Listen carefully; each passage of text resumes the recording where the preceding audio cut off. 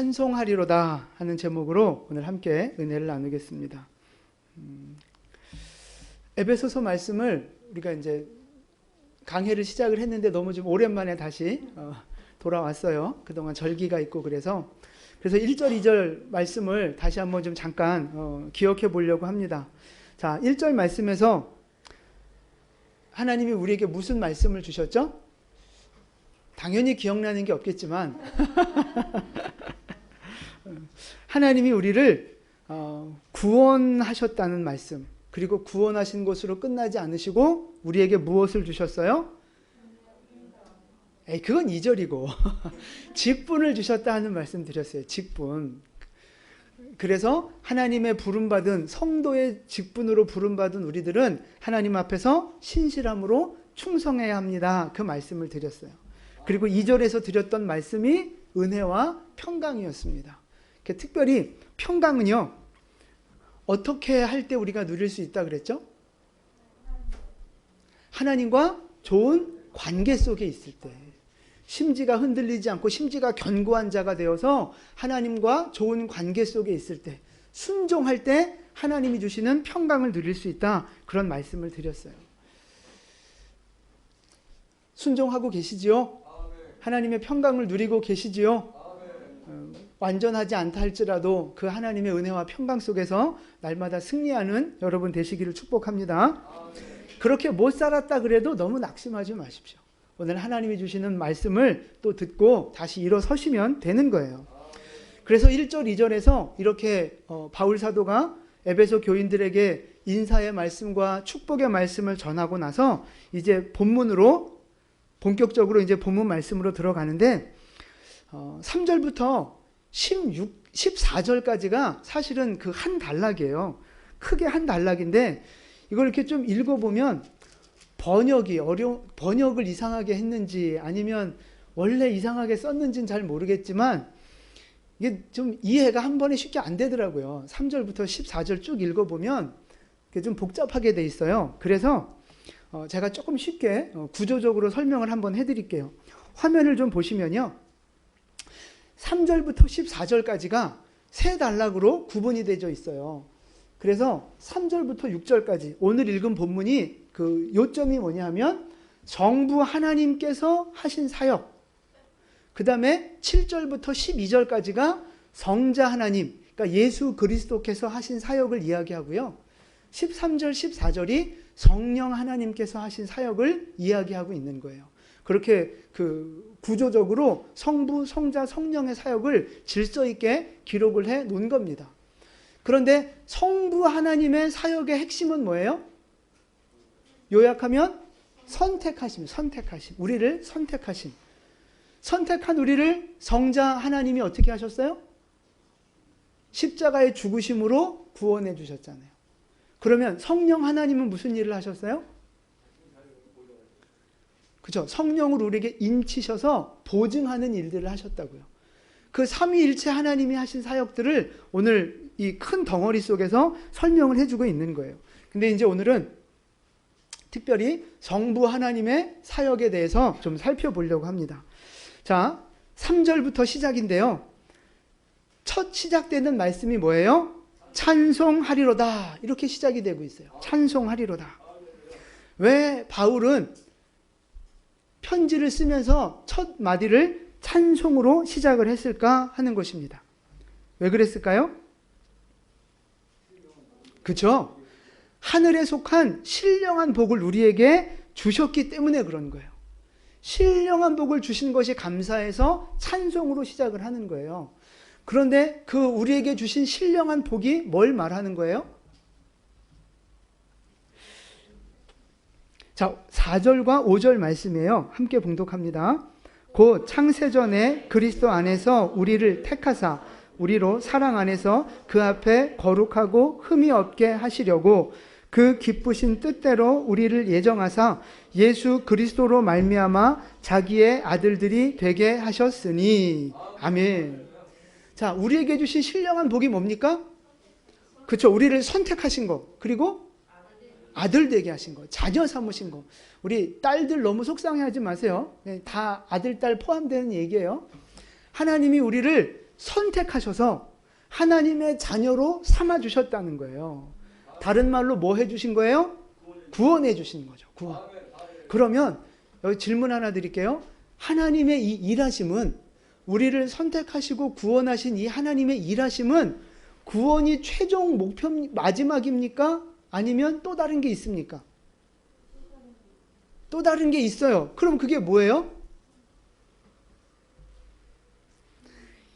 뭔가 있는 것 같긴 한데 잘은 모르겠고 하나님이 우리를 구원하신 건 시작이지 끝이 아니에요.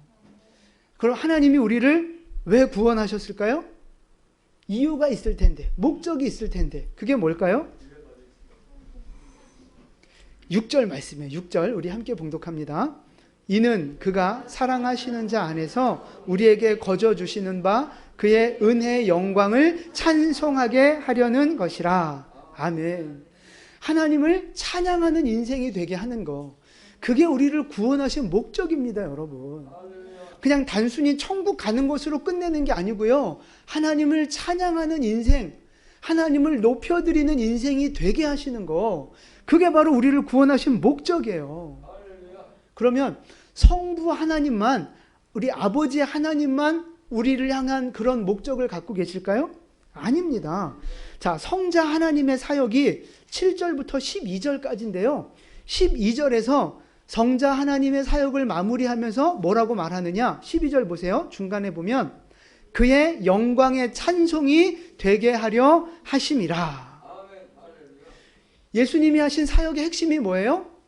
십자가에서 죽으심이잖아요. 십자가에서 죽으시면서까지 우리를 위하여 이렇게 사랑하시고 희생하신 그 최종 목적이 뭐라고요? 찬송하게 하시려고. 하나님을 찬송하게 하시려고요. 자, 그러면 성령 하나님의 사역은 뭐라 그랬어요? 그쵸, 인치심, 보증하심이에요. 그런데 왜 성령 하나님은 우리에게 인치시고 보증하셨을까요? 그렇죠. 14절 끝에 보세요. 그의 영광을 찬송하게 하려 하심이라. 삼위일체 하나님이 우리를 위해 역사하시는데 그 역사하심의 목적이 다 똑같아요. 하나님의 영광을 위하여, 하나님을 찬송하게 하시려고 우리를 선택하시고 구원하시고 보증하시는 일들을 지금 하고 계시다는 거예요. 여러분, 하나님을 찬송하는 인생 되길 원하시는 거예요. 아멘. 이걸 꼭 기억하셔야 됩니다. 자, 이사야서 43장 7절 말씀 보세요. 우리 함께 봉독합니다. 내 이름으로 불려지는 모든 자, 곧 내가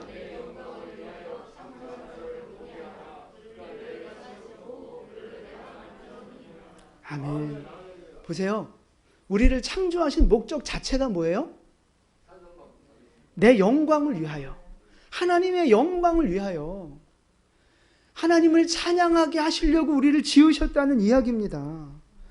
하나님 안에 거하면서, 하나님과 동행하면서 하나님을 높여드리는 인생, 그게 우리가 이 땅에 존재하는 목적이라고요. 믿어지십니까? 시편이 150편으로 긴데 그 마지막 시편 150편의 말씀이 어떻게 마무리돼요? 호흡이 있는 자들아 여호와를 찬양하라. 이렇게 마무리가 돼요. 호흡이 있는 자들아 여호와를 찬양하라. 숨 쉬고 있다면, 목숨이 붙어 있다면 모든 생명체는 하나님을 찬양하라. 이렇게 지금 선포하고 있어요. 여러분, 찬양했으면 좋겠다 권면입니까? 찬양해다오 부탁입니까? 아니에요. 호흡이 있는 자는 여호와를 찬양하라 선포하고 명령하고 있다고요. 하나님을 찬양하고 하나님을 영광 돌려드리는 것은 하나님이 우리에게 주신 명령입니다. 명령. 목사님, 지금 힘들어 죽겠는데 어떻게 찬양합니까? 지금 이 상황에서 어떻게 찬양합니까? 사업이 안 되는데, 지금 큰 병에 걸렸는데, 지금 자식이 속을 썩이는데, 지금 세상 살기가 너무 어려운데 어떻게 지금 하나님을 찬양합니까? 맞아요, 안 맞아요? 아니 뭐 속으로 그렇게 생각하는 분들 많이 있을 거 아닙니까? 그런데 여러분, 찬양은요, 다시 한번 말씀드리지만 하나님의 명령입니다. 명령. 찬양하셔야 돼요. 나의 환경과 상관없이 감사하고 찬양하며 주님 앞에 영광 올리셔야 합니다. 왜 그래요? 그냥 밑도 끝도 없이 무조건 그냥 하려니까 그냥 하는 거예요? 여러분, 그걸 아셔야 돼요. 지금은 여러 가지 문제와 어려움 가운데 있어서 내가 힘들 수 있어요. 환경적으로, 물질적으로, 마음적으로 힘들 수 있어요. 근데 여러분, 그걸 아시잖아요? 하나님은 선하신 분입니다. 하나님은 선하신 분입니다. 모든 것을 합력하여 선을 이루시는 분이잖아요. 하나님은 선하신 분이기에 이 모든 것들을 사용하셔서 하나님의 선을 이루신다고요. 그러니까 그게 믿어지는 사람은 지금은 비록 힘들고 어렵다 할지라도 찬양할 수 있게 되는 거죠.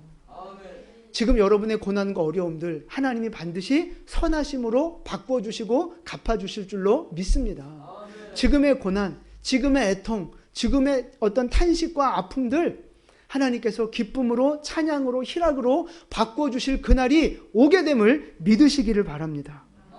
하나님이 이렇게 선하게 역사하신다는 걸 믿는 사람은요, 찬양할 수 있는 거예요. 비록 지금 힘들고 어려워도 찬양할 수 있는 거예요. 환경의 조건 때문에 찬양하는 것이 아니라 하나님의 선하심 때문에 찬양할 수 있게 되는 거죠. 여러분에게 이 믿음의 눈이 열려질 수 있기를 축복합니다. 제가 좋아하는 찬양 하나 좀 소개해 드리려고 그래요. 좀 가사를 좀 보여주세요.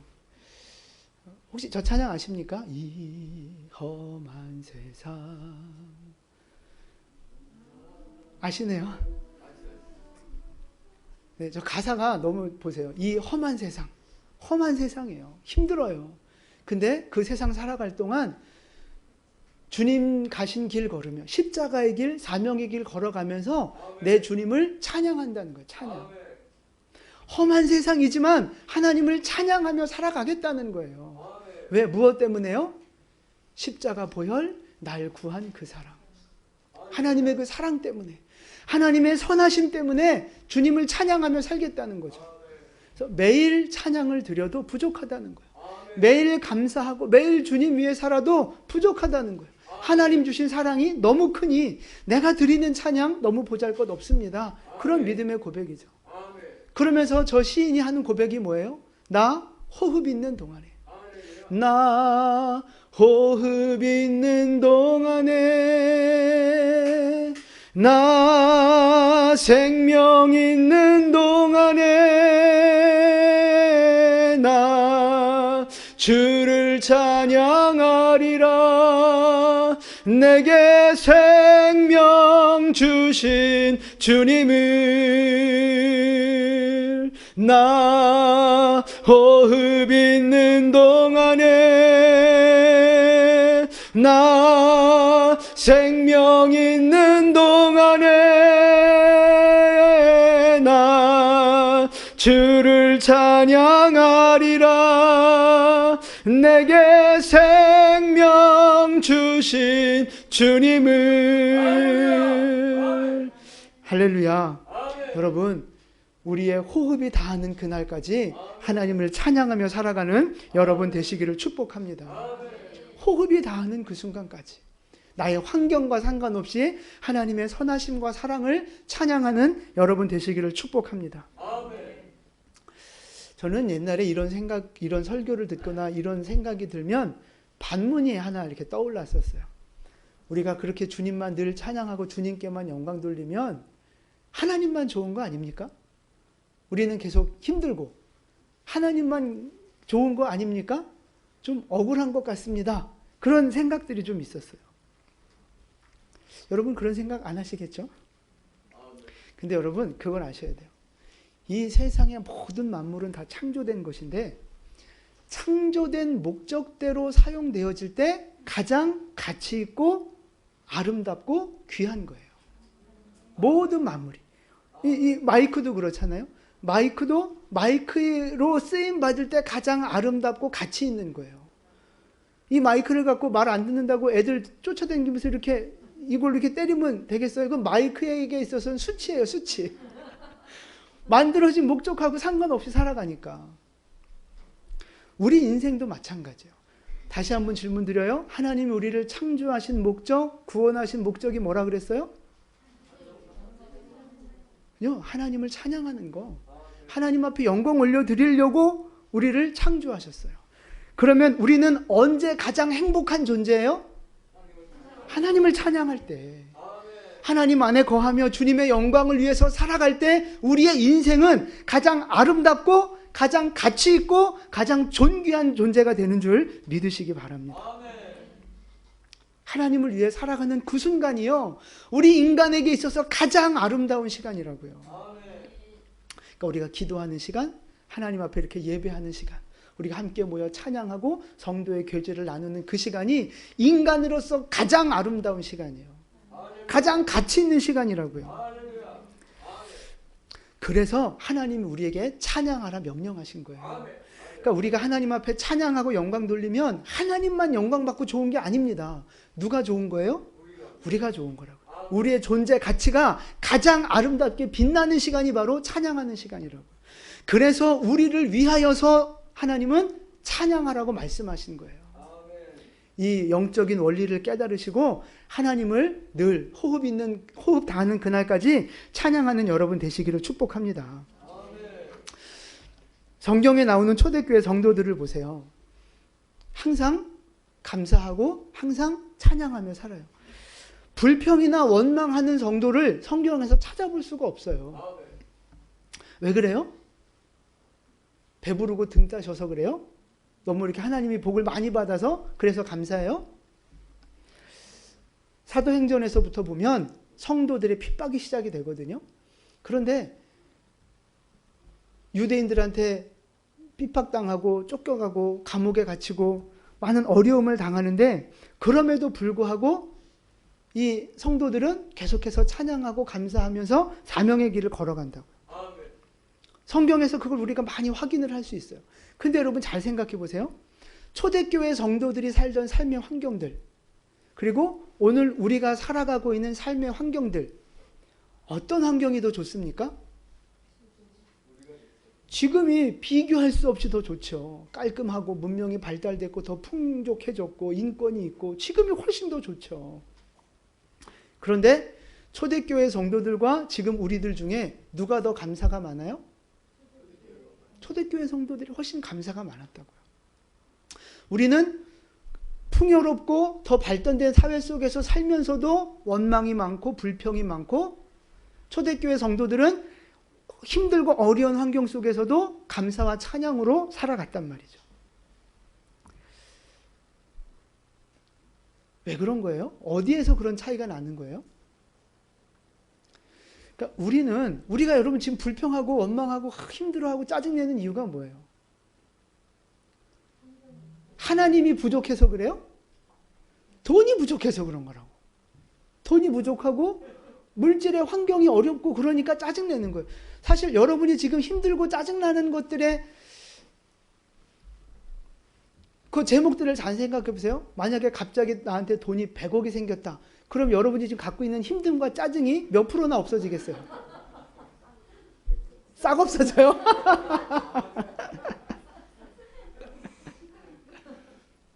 근데 제가 보니까 지금 100억 갖고 있는 사람들도 짜증내고 원망하고 그러더라고요. 그러니까 여러분 잘 보세요. 우리는 돈이 있어야 더 기쁘고 평안하고 행복한 삶을 살 수 있다라고 늘 생각하는 거예요. 근데 여러분 생각해 보세요. 집 평수가 커지면 커질수록 우리 인생이 더 행복해집니까? 자동차가 더 고급져지고 연봉이 더 올라가면 우리의 인생이 더 행복해집니까?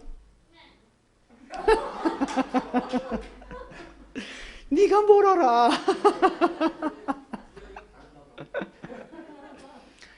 여러분 그렇지 않아요. 보세요. 그 순간 좋을 수 있어요. 그 순간 좋을 수 있다고요. 그 물질의 가치와 그 물질의 양에 의지하는 그 기쁨은요, 그 순간은 좋을 수 있다니까요.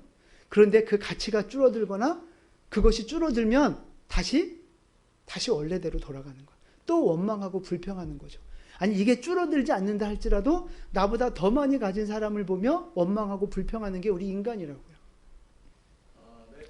그러니까 물질은요, 우리에게 편리함을 줄 수 있습니다. 그리고 잠깐의 기쁨을 줄 수는 있습니다. 그러나 그 물질이 우리에게 영원한 평강, 기쁨을 줄 수는 없다는 사실이에요. 근데 우리는 자꾸 거기에 속아요. 그래서 옛날 그 침대 광고 문구 중에 그런 거 있었어요. 돈으로 좋은 침대는 살 수 있어도 편안한 잠을 살 수는 없습니다. 뭐 그런 말 있었거든요. 저는 나름 진리라고 생각해요. 돈으로 좋은 집을 살 수는 있지만 행복한 가정을 살 수는 없습니다. 돈으로 좋은 예배당 건물을 지을 수는 있지만 성령 충만한 예배를 드릴 수는 없습니다. 돈이면 다 될 것 같다고 우리는 생각했잖아요. 돈만 있으면, 돈이 최고야. 그게 늘 우리가 생각하고 부르짖는 소리라고요. 근데 여러분, 그거 다 돈이 우리를 속이는 겁니다. 세상이 우리를 속이는 거라고요. 거기 속으시면 안 된다고요. 너무 많이 속으셨는데 지금 아멘 소리가 영 나를 안 믿고 돈을 믿는 느낌인데. 여러분, 진정한 평안, 진정한 기쁨은 돈에서 나오는 게 아니에요. 하나님에게서 나오는 거라고요. 그래서 지난주 그 은혜와 평강에 대해서 말씀드렸잖아요. 평강의 근원, 복의 근원 하나님이시라고요. 돈에서 오는 기쁨은 좀 있죠. 돈에서 오는 편안함은 있죠. 그러나 그것이 영적인 평안하고는 비교할 수 없는 거라고요. 거기에 속지 마시고 돈을 위해 사는 인생 되지 마시고 하나님 안에서 누리는, 하나님 안에서 그 행복을 누리고 진정한 평강을 누리는 그런 여러분 되시기를 축복합니다. 이 원리를 바울 사도가 깨닫고 이렇게 고백을 해요. 로마서 14장 8절 말씀입니다. 14장 8절, 우리가 살아도 주를 위하여 살고 죽어도 주를 위하여 죽나니 그러므로 사나 죽으나 우리가 주의 것이로다. 아멘. 이 영적인 원리를 깨닫고 나니까 살아도 주를 위해 사는 거고 죽어도 주를 위해 살아야 그 인생이 진짜 인생임을 바울은 깨달은 거예요. 여러분, 우리 인생의 목적이 바로 주님의 영광이 되어야 할 줄로 믿습니다. 공부하는 목적이 뭐예요? 하나님 영광 위해서 하셔야 된다고요. 내 개인적인 그 출세를 위해서 하시면 안 되는 거예요. 돈을 버는 목적도 마찬가지예요. 왜 돈을 벌어야 돼요? 하나님 영광을 위해서. 나 자신이 잘 먹고 잘 살기 위해서 버시면 안 된다고요. 우리는 그 균형을, 그 본질과 핵심과 균형을 잘 맞추는 신앙을 하셔야 되는 거예요. 여러분, 다시 한번 말씀드립니다. 하나님은 우리에게 찬양할 것을 명령하셨어요. 하나님의 영광을 위해 살아갈 것을 명령하셨습니다. 더 이상 육신을 위해 살지 마시고 내 욕심을 위해 살지 마시고 하나님의 영광을 위해 살아가시기를 축복합니다. 돈을 위해 살아가는 인생은 결국 그 마지막이 비참해질 수밖에 없어요. 왜요? 돈은 있다가도 없어지는 거거든요. 여러분 잘 들으세요. 돈은 있다가도 없어지는 거예요. 돈이 나에게 영원한 즐거움을 주는 게, 영원한 즐거움과 평안을 주는 거, 생명을 주는 게 아니라고요. 그러니까 돈을 쫓아가면 결국 인생이 허무해지는 거예요. 그러나 하나님을 쫓아가는 인생은 그 안에 마르지 않는 샘과 같은 영원한 기쁨과 평강과 영생의 복을 누리게 되는 줄로 믿습니다. 그렇게 진짜 가치 있는 인생, 하나님 보실 때 진짜 아름다운 인생으로 여러분의 삶을 가꾸어 가시게 되기를 축복합니다. 그래서 우리 그리스도인의 인생은요, 시작부터 감사와 찬양이 될 수밖에 없어요. 시작부터. 여러분, 우리가 구원받은 게 어디에서부터 시작돼서 구원받게 된 거예요? 하나님이 뭘 주셔서? 은혜를 주셔서 우리가 구원받게 된 거잖아요. 은혜로부터 시작이 됐다고요. 그러니까 은혜 받은 우리는 감사할 수밖에 없어요. 찬양할 수밖에 없는 거라고요. 그리스도인의 삶은 시작이 감사로 시작이고 모든 삶의 과정도 감사예요. 하나님의 사랑하심, 공급하심, 보호하심, 인도하심, 모든 과정이 감사일 수밖에 없다고요. 그래서 우리의 삶 속에, 여러분의 삶 속에 지금 기쁨과 감사가 막 넘쳐나시죠? 엄청나게 넘쳐나세요? 표정이 왜 그래? 엄청 넘쳐나신다면서 표정이 왜 그래요? 왜 그렇게 감사가 넘치지 않고 왜 살아도 죽어도 주를 위해 살겠다는 결심이 자꾸 흔들리는 거예요?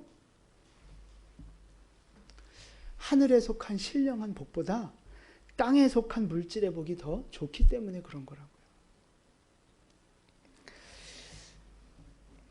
예를 들어 우리 이제 지성이 같은 애는 고기를 엄청 좋아해요. 고기만 있으면 내가 언제 싫어한다고 그랬니? 하여튼 뭐 반찬에 고기가 없으면 밥을 잘 안 먹으려고 그래요. 근데 이제 보세요. 이제 저런 아이가 있는데 맛있는 이제 그 온갖 그 각종 야채와 나물 반찬을 해놓고 지성아 이거 비타민이 풍부한 거야. 이거는 철분이 풍부한 거야. 이거 먹으면 아주 피가 맑아지는 거야. 건강에 좋은 거야. 먹어. 그럼 좋아하면서 감사하면서 먹겠어요? 천만의 말씀이죠.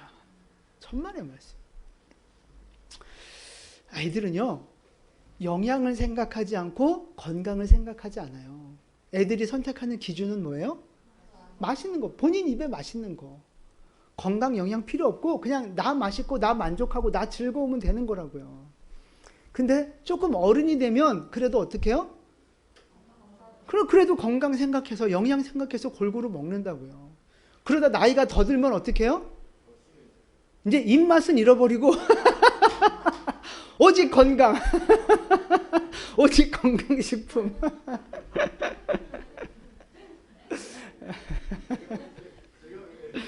아, 그래요.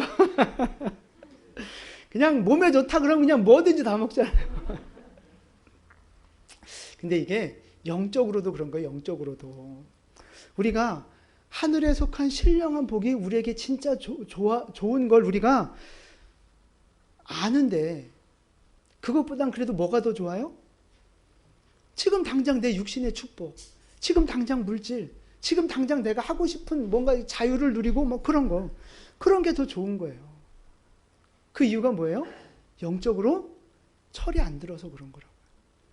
육신의 만족만을 추구하는 영적으로 어린아이와 같은 모습이라서 그런 거라고요.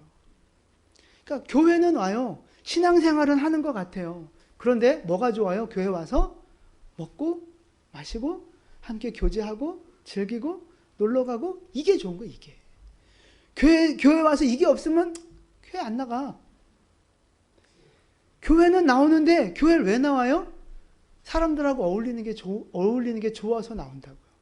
아니면 뭐 복 받을까 해서 나온다. 그걸 기대하고 나온다고요. 어린아이와 같은 믿음. 기복신앙에 쩔어 있는 믿음이 바로 그런 거예요. 그러니까 뭐는 싫어요? 교회는 나오면서도 네, 희생하는 거 싫어요. 기도하는 거 싫어요. 뭐 찬양하고 예배하자 그러면 뭐 한 번 했는데 뭘 또 해?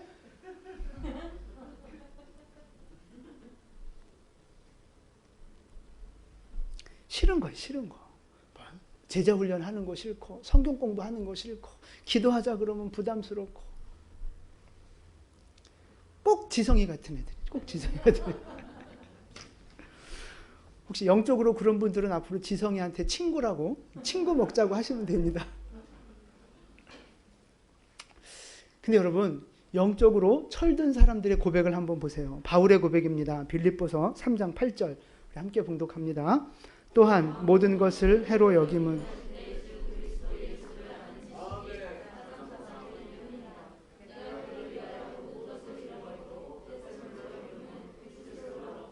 아멘. 바울 사도 정말 모든 것을 가진 사람 아니었습니까? 남들이 다 부러워하는 사람이었다고요. 그런데 그 예수를 만난 이후에 세상이 부러워하는 그 모든 것들을 다 내려놨다고요. 뭐처럼 여겼어요? 배설물처럼, 똥오줌처럼 여겼다고요. 그리스도를 위한 그 가치와 영광에 비교하니 이거는 똥오줌 같은 거예요. 근데 오늘 우리는 어떻게 살아요? 저 배설물을 못 가져서 안달이잖아, 우리는. 저 배설물을 조금이라도 더 가지려고 안달하는 게 우리 인생 아닙니까? 누구는 더럽다고 버리는데 누구는 저걸 가지려고 막 안달하는 거죠. 히브리서 11장 25절 말씀이에요. 모세의 마음입니다. 함께 봉독합니다. 도리어 하나님의 백성과 함께 고난받기를. 아멘. 모세는요, 왕궁에서 왕자로 사는 것보다 하나님의 백성들을 위하여 본인이 헌신하고 고생하는 것이 더 좋겠다고 판단한 사람이에요. 근데 우리는 뭐가 더 좋아요? 주를 위해 고난받는 것보다 세상에서 죄와 함께 낙을 누리는 게 우리는 더 좋잖아요. 세상에서 즐겁게 사는 게 우리는 더 좋잖아요. 똑같은 하나님을 믿거든요. 모세나 바울이나 우리나 똑같은 하나님을 믿어요. 그런데 너무 많이 다른 거죠. 똑같은 하나님을 믿는 똑같은 인간인데 하나님 앞에 살아가는 삶의 태도가 너무 다른 거예요. 여러분, 지금 여러분이 구하고 있는 복은 어떤 복입니까? 하늘에 속한 신령한 복입니까? 이 땅에 속한 물질의 복입니까? 지금 여러분은 어떤 복을 추구하며 살아가시느냐고요. 물론 세상의 복이 필요 없다는 말씀 아닙니다. 공부도 열심히 하셔야 되고 돈도 많이 벌으셔야 돼요. 충성하셔서 돈 많이 벌으셔야 돼요. 왜 그래요? 이 육신을 입고 살아가기 때문에 육신적인 필요가 있어요. 그건 어쩔 수 없는 거예요. 그리고 또 하나, 물질을 가지고 하나님의 영광을 위해서 써야 하기 때문에 우리는 또 많이 벌어야 하는 거예요. 그러니까 물질은 하나님을 위한, 육신을 살아가기 위한 도구지 그 자체가 목표가 되면 안 된다는 말씀입니다. 우리의 목표와 진정한 섬김의 대상은 누구예요? 하나님이 돼야 된다고요. 하나님이. 물질은 금방 있다가도 없어지는 거예요. 여러분 옛날에 돈 좀 있었잖아요. 아닌가요? 지금 좀 있나요? 근데 시간 지나면 또 없어진다니까요. 시간 지나면 또 벌게 돼요. 물질이라는 건 세상의 복과 젊음과 아름다움이라고 하는 건 있다가도 없어지고 어쨌든 점점 낡아지고 없어지는 거라고요.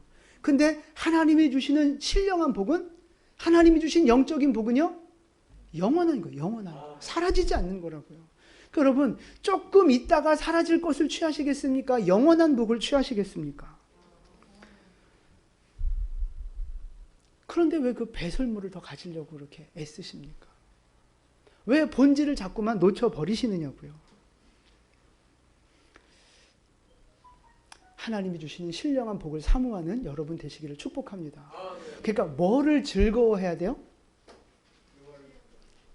네? 하나님을 즐거워해야 돼. 그럼 하나님을 즐거워한다는 건 우리가 뭐 하는 거예요? 찬양하고 예배하고 기도하고 말씀 묵상하고 섬기고 헌신하고 수고하고 주님 나라 위해서, 복음을 위해서. 여러분 그렇게 살아가는 게 신령한 복을 사모하는 자의 모습인 거죠. 그냥 돈만 벌려고, 그냥 세상에서만 잘 되려고 그러지 마시고 신령한 복을 사모하셔서 주님 앞에 가까이 나아오시고 주님 말씀대로 헌신하고 수고하고 나의 삶을 내려놓는 그런 믿음의 삶을 살아가시기를 축복합니다. 세 번째 말씀이에요. 우리 에베소서 1장 5절 말씀인데 5절 함께 봉독합니다. 그 기쁘신 뜻대로 우리를 예정하사 예수 그리스도로 말미암아 자기의 아들들이 되게 하셨으니. 아멘. 자, 하나님께서 우리를 예정하사 자녀 삼아 주셨단 말이에요. 여러분을 예정하셔서 하나님의 백성 삼으신 거예요. 근데 하나님이 여러분을 어떻게 선택하셨는 줄 아세요? 아니, 바다에 가서 강 이런 데 가서 투망 던지는 사람, 그물 던지는 사람 보셨어요?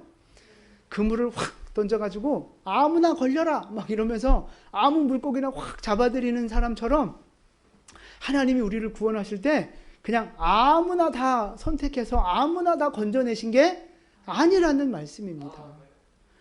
여러분 한 분 한 분을 하나님이 이미 다 아셨어요. 언제부터?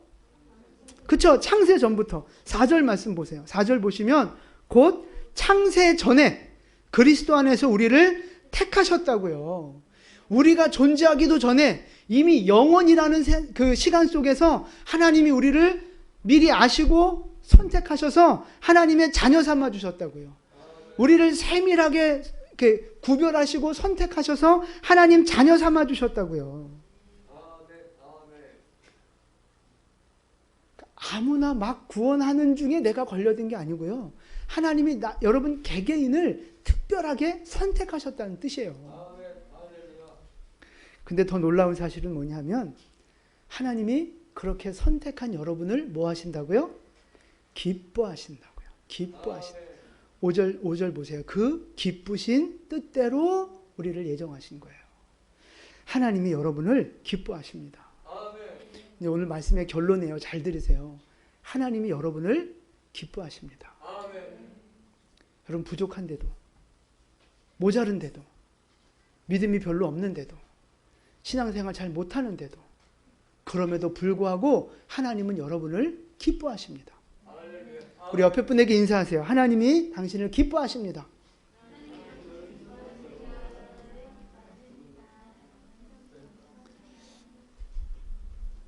왜요? 왜 기뻐하세요? 뭐 잘해서? 뭐 좀 잘나서? 믿음이 좋아서? 그런 거 아니라고요. 그럼 하나님이 여러분을 왜 기뻐하세요?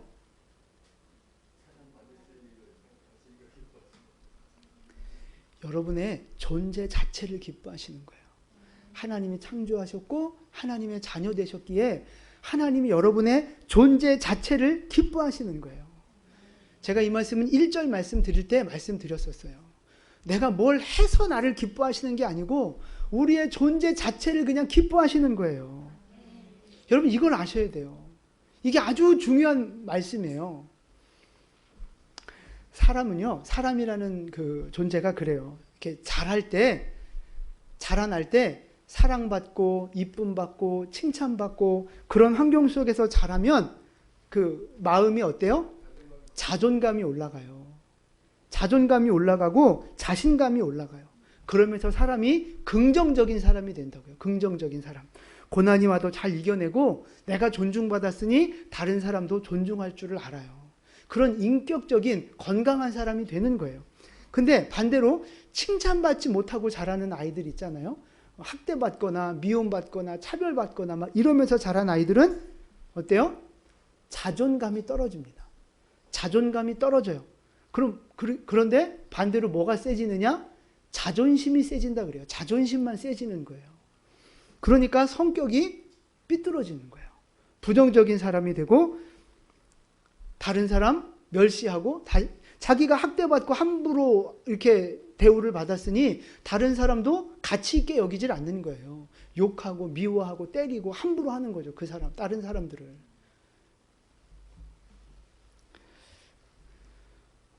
그래서 사랑받고 자라나는 것이 참 중요한데 이것이 영적으로도 그렇다는 거예요. 영적으로도. 하나님이 나를 사랑하신다는 사실을 믿는 사람은요. 그 마음이 어떻겠어요? 어떤 믿음을 갖겠어요? 영적인 자존감이 올라가는 거예요. 하나님이 나를 사랑하신다는 걸 알고 믿는 사람은요. 영적인 자존감이 올라가요. 그러니까 신앙생활도 긍정적으로 하게 되고 기쁘게 하게 되고 능동적으로 하게 되는 거예요. 신앙생활이 기뻐요. 기뻐. 하나님 섬기고 하나님 예배하는 것이 기쁘다고요. 하나님의 사랑을 받는다는 걸 아는 사람은 신앙생활이 기뻐지는 거예요. 근데 반대로 하나님이 나를 사랑하지 않는다는 생각 갖고 있는 사람들, 하나님이 뭐 좀 차별한다, 뭐 이런 생각을 갖고 신앙생활 하는 분은요, 자존감이 높겠어요? 낮겠어요? 영적 자존감이 떨어진다고요. 그러니까 하나님에 대해서 하나님은 어떤 분? 두려운 분, 부정적인 분, 나를 차별하는 분, 이렇게 받아들이는 거예요. 그러니까 하나님 앞에서 교회는 나와요. 신앙생활을 하는데 어떤 마음이에요? 잘못하면 혼날까봐 잘못하지 않으려고 애쓰는 모습. 그러니까 죄책감에 사로잡혀가지고 뭘 열심히 해도 이쁨 받으려고 열심히 하는 거예요. 뭘 안 해도 혼나지 않으려고 뭐 이렇게 안 하는, 뭐 이런 관점의 신앙생활을 하게 되는 거예요. 그 심령이 온전하지 못한 거죠. 그러니까 신앙생활을 하는데 뭐가 없어요? 기쁨이 없어요. 기쁨이. 자유함이 없다고요. 나를 사랑하신 주님과 같이 있으면 기뻐야 되잖아요. 예배 나오는 것이 기쁘고 하나님 뭐 사명 감당하는 게 기쁘고 주님 위해 살아가는 게 기뻐야 되잖아요. 근데 사랑받지 못한다고 생각하니까 싫은 거예요. 싫은 거. 부담스럽고 해도 억지로 하고 그렇게 되는 거라고요. 그래서 이 진실을 아는 게 중요한 거예요. 하나님이 나를 사랑하신다. 사랑하실 뿐만 아니라 하나님이 나를 기뻐하신다는 거. 다시 한번 말씀드립니다. 하나님이 여러분을 기뻐하십니다. 하나님이 여러분의 존재 자체를 기뻐하신다고요. 우리가 자녀들이 뭐 이렇게 잘못하면 혼내키기도 하고 때리기도 하고 그 순간은 조금 꼴보기 싫기도 하고 그럴 수 있잖아요. 그러나 그 기본 바탕은 뭐예요? 사랑하고 그 존재 자체를 기뻐하는 거라고요. 근데 이놈 새끼들이 그걸 몰라.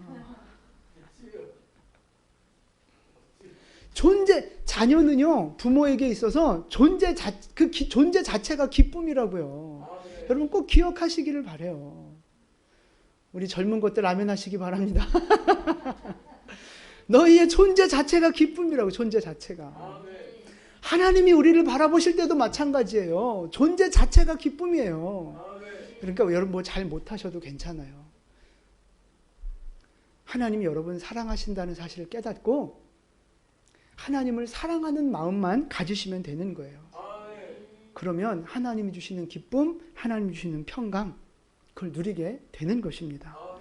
하나님의 사랑을 더 깊이 깨닫고 우리의 신앙생활을 이제 기쁨으로 감당해 나가는 여러분 되시기를 축복합니다. 나를 사랑하시는 그 하나님을, 나를 기뻐하시는 그 하나님을 이제 찬양하고 감사하며 주님을 위해 기꺼이 살아가는 우리 모두 되시기를 주님의 이름으로 축원을 드립니다. 아멘. 기도하겠습니다.